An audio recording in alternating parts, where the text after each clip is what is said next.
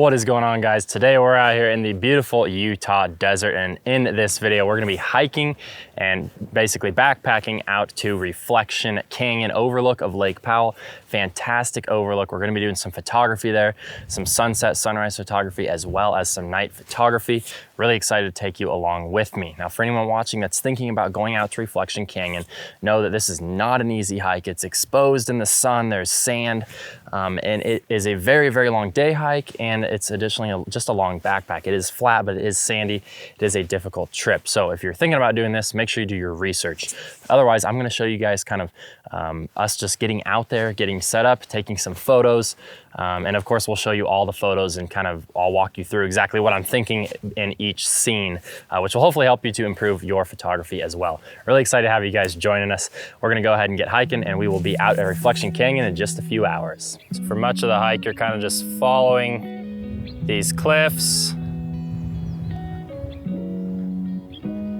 And it's kind of hilly, a little bit of sand. Ultimately, we're headed out over here.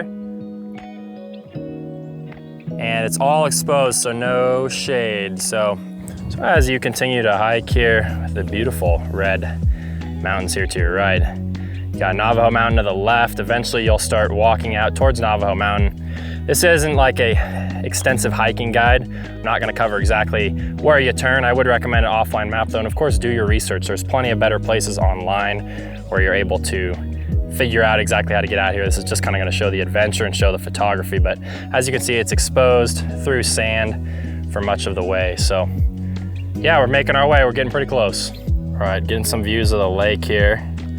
So we're going downhill towards the lake, over the hill, and we'll be at the viewpoint where we can set up camp and get ready to start shooting tonight.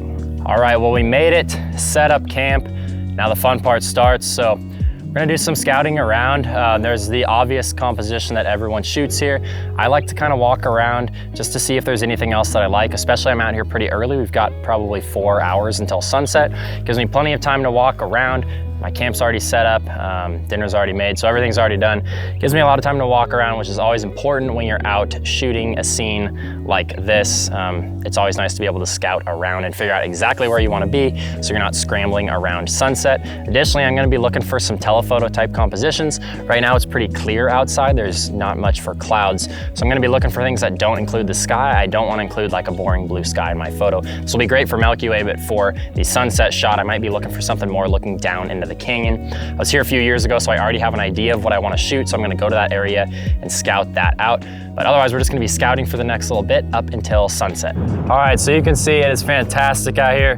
We are at kind of the traditional viewpoint where most people shoot from. One thing you want to note if you are going to come out to this place for photography, you want the lake to be at a certain level.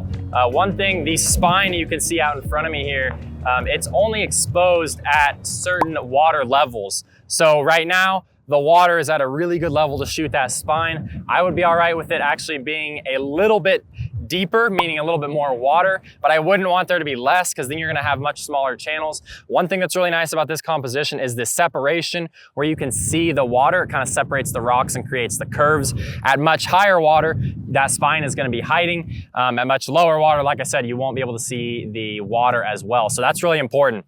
Now, again, as you can see maybe in the sky here, it is clear. We're not gonna get a crazy good sunset. So instead of standing here and taking the wide angle, traditional composition that everyone shoots where you have the sky, I'm actually gonna hike up on the ridge, which is gonna be like over here in the composition, I think. And on that ridge, I'm hoping there's gonna be some pretty good opportunities to zoom in, get kind of a little more intimate look at the curves.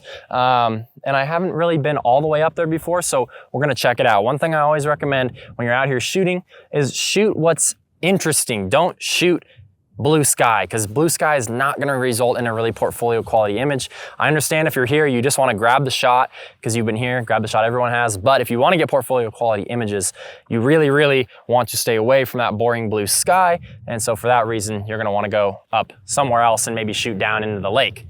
Now, we're also going to be shooting some Milky Way tonight. So we've been scouting out Milky Way spots. For the Milky Way, we are going to take the more traditional comp somewhere around here.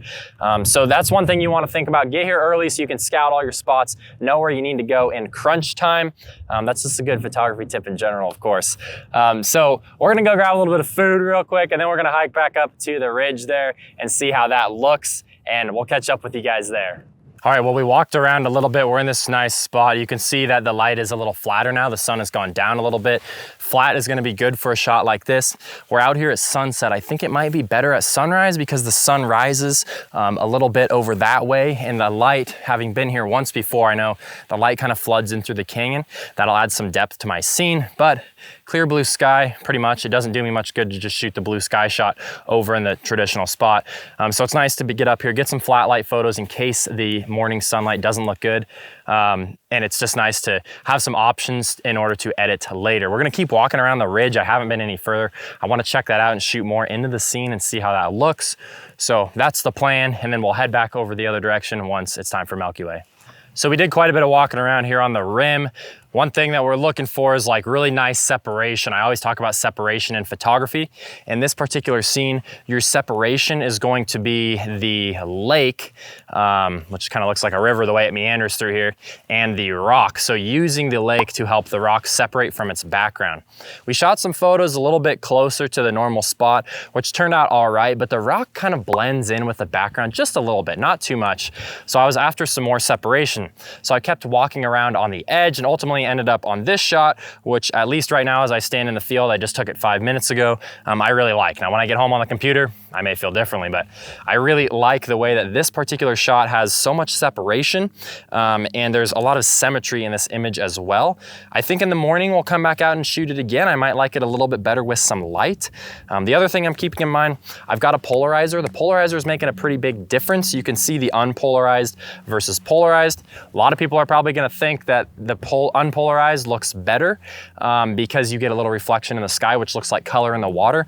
However, I like to polarize it because I can bring up the brightness of the water later, and it's gonna bring out a more even color, and it's gonna look a little bit better.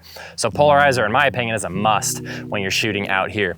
So now we're just gonna head over for Milky Way, kill a little bit of time, probably rest back at camp for a little bit, and then we'll be shooting Milky Way, and then that'll take us right through sunrise. So we're out here getting set up for Milky Way. It is pretty dark, but I'm not gonna be able to show you much footage, but I will show you the photos that I take out here. It's just fantastic. It looks like it's gonna be clear for Milky Way. It's a little windy right now. We're hoping that wind clears up a little bit, but I think it's gonna be a really great night out here. And like I said, we will show you the photos as they come in.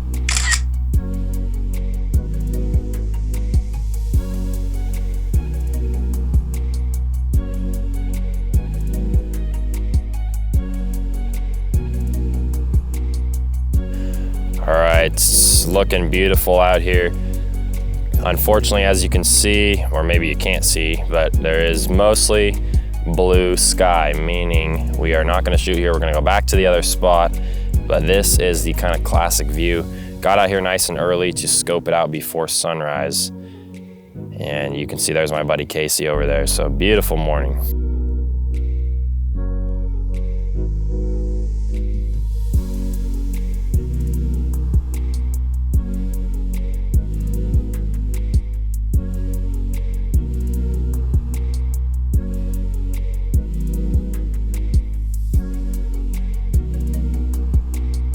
All right, we just wrapped up a great morning of shooting here. You can see the sunlight came in behind me.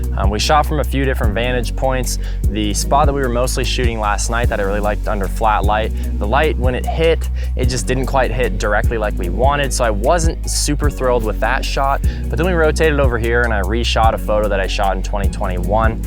That photo had a problem because it had a little bit of a lens flare on it from shooting into the sun. I was getting that again this morning, but now I'm 3 years wiser, and I used my hand to kind of cup and block out the sun. In this particular situation, a lens hood didn't help me because I'm shooting like straight at the sun, so the hood didn't do anything. But you can actually kind of use your hand to kind of cup that sun out and fix that flare. But that'll save me a ton of time in post-processing, and it'll just give me a little bit cleaner image than the one that I got a few years ago. But otherwise, that pretty much wraps up Reflection King. You can see this is it. It's huge. It's really hard to justify and show you how big this scene actually is without standing here. This thing's absolutely massive. We're on these cliffs so high above it. It's a fantastic place. As I mentioned before, it's kind of a tough hike out. It is mostly flat, a little bit of up and down, but not huge elevation, but you are in the sun the whole time, no shade. Again, do your research if you're gonna come out here. This video is not enough research for you to come out here and backpack out here. If you're a photographer, I hope this video helps you to find some really cool spots. And I'm always posting tons of different videos that help you become a better photographer. So if you are a photographer, make sure to subscribe to the channel. Let me know if you guys have any questions. Again, thank you so much for watching. This is Austin James Jackson, and we'll see you guys next time.